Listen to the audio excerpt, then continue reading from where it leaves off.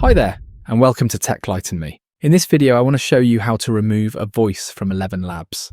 Start by navigating to the ElevenLabs website and have the app open with your account signed in. To start off, go ahead and navigate to the Voices tab. On this page, you're going to see all of the voices that you've added to your library. If you cloned a voice and you want to delete it, navigate to the Personal tab here. Now you'll see a list of the voices you've cloned. To delete a cloned voice, select this View button next to the voice you want to delete.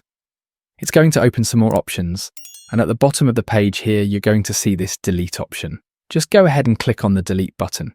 You'll be prompted if you're sure that you want to delete it. If you're sure you want to delete it, go ahead and click on Remove Voice. The voice will now be removed from ElevenLabs. You can repeat the process for any other cloned voices you might have. And that's how to remove a cloned voice from ElevenLabs. If this video was helpful, remember to like and subscribe for more tech enlightenment.